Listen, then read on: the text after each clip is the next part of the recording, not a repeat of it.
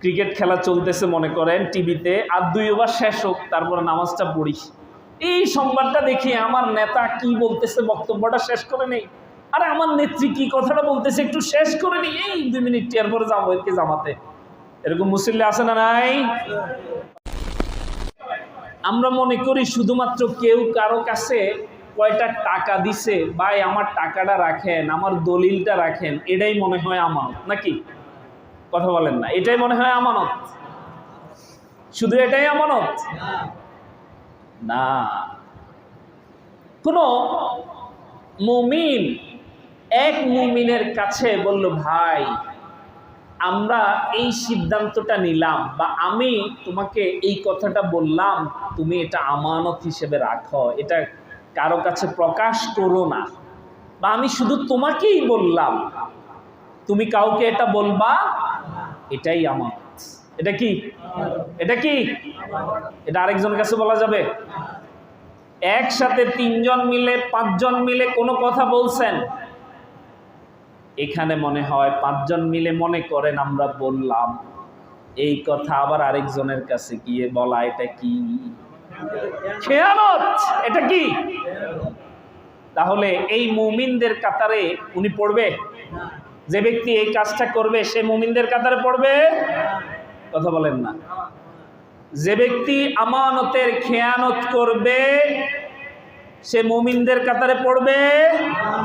এই কাজ যদি খতিব সাহেব করে, খতিব সাহেব খেয়ানতকারী। এই কাজ যদি মুসল্লি করে, মুসল্লিও, কথা বলেন না, চিৎকার দিয়ে বলেন। এবং ওয়াদা করলে সেটাকে কি করা লাগবে? ওয়াদা করলে সেটা কি করা লাগবে?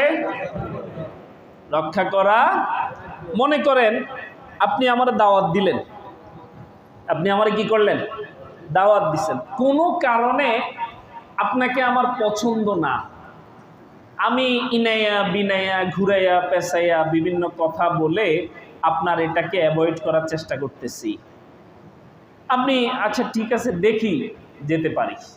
পরে বললাম যে ভাই আসলে আমার উদ্দেশ্য হচ্ছে আমি যাব।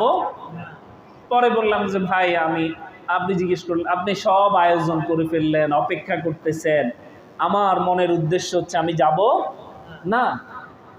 তাহলে আপনি তো ধরে রাখছেন যে এই ভাইটা তো আমার সাথে ওয়াদা করছে তিনি আসবে, আমি যাব না, এটা স্পষ্ট বললে হয় না ভাই আমি যেতে পারবো, আমি যাব না, আমি যেতে পারবো না। এই স্পষ্ট না করে ঘুরে পেঁচাইয়া আরেকজনকে আশা দিয়ে রাখছেন, এই যে ব্যক্তিটা অপেক্ষায় আছে সেখানে বলেন দেখি এটা কি ওয়াদার বরখেলাপ হলো কিনা? কথা বলেন না, ওয়াদার বরখেলাপ হলো কিনা? ঘুরাইয়া পেঁচাইয়া যাবেন না এটা বলেন না, ঘুরাইয়া পেঁচাইয়া সময় দিয়ে রাখছেন, এটা করা যাবে? লা ঈমানান লিমান লা আমানাতাহু ওয়ালা দীনান লিমান লা আহদাহু। তার ঈমান নাই যে ব্যক্তি আমানতের খেয়ানত করে।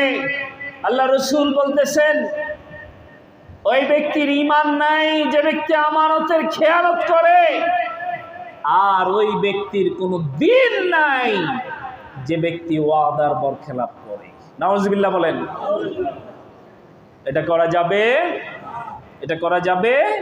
আল্লাহ তাআলা আমাদেরকে হেফাজত করুন, বলি আমিন। ওয়াল্লাযীনা হুম আলা সালাওয়াতিহিম ইউহাফিজুন। এদের আরেকটা গুণাবলী হচ্ছে এরা সালাত আদায়ের ক্ষেত্রে সব সময় সতর্ক। সব সময় সতর্ক। কেমন সতর্ক? 5 ওয়াক্ত নামাজের এখানে সালাওয়াতিহিম বহু বচন ব্যবহার করা হয়েছে। সালাতের ক্ষেত্রে ফজর যেমন আদায় করেছে ওয়াক্ত অনুযায়ী, জোহরের ক্ষেত্রে সে ওয়াক্ত অনুযায়ী আদায় করবে, আসরের ক্ষেত্রে ওয়াক্ত অনুযায়ী আদায় করবে। এক ওয়াক্ত আদায়ের পরে আরেক ওয়াক্ত চলে যাবে, এমন সময় যায় অবস্থায় দৌড়াই এসে নামাজ পড়বে, আল্লাহ রে আর 5 মিনিট আছে, যাই তো নামাজটা পড়ি। এরকম মুসল্লি এই মসজিদে নাই? গত জুমায় আলোচনা করছিলাম, এরকম মুসল্লি আমাদের মহল্লায় নাই নাকি? সবাই নামাজের বিষয়ে সচেতন। আর 2টা ওভার খেলাটা দেখে যাই, তারপরে নামাজটা পড়ি, নাকি? ক্রিকেট খেলা চলতেছে মনে করেন টিভিতে, আর 2 ওভার শেষ হোক, তারপরে নামাজটা পড়ি। এই সংবাদটা দেখি আমার নেতা কি বলতেছে, বক্তব্যটা শেষ করে নেই, আরে আমার নেত্রী কি কথাটা বলতেছে একটু শেষ করে নেই, এই 2 মিনিট এরপরে যাবো এরকে জামাতে। এরকম মুসল্লি আছে না নাই? কথা বলেন, এরকম মুসল্লি আছে না নাই?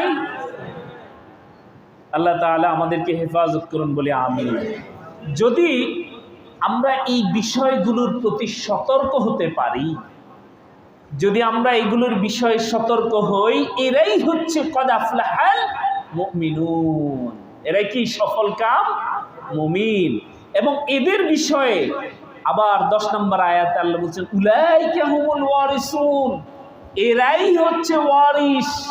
এরাই হচ্ছে কি ওয়ারিস, আল্লাযীনা ইয়ারিসুনাল ফিরদাউসা হুম ফিহা খালিদুন। সুবহানাল্লাহ বলেন। আল্লাহ বলতেছেন এরা হচ্ছে সেটার অধিকারী। কিসের অধিকারী? ফিরদাউস। আমরা জান্নাতুল ফিরদাউসের কথা বলি না? জান্নাতুল ফিরদাউসের অধিকারী এরা। হুম ফিহা খালিদুন, তারা সেখানে চিরস্থায়ীভাবে বসবাস করবে। সুবহানাল্লাহ বলেন।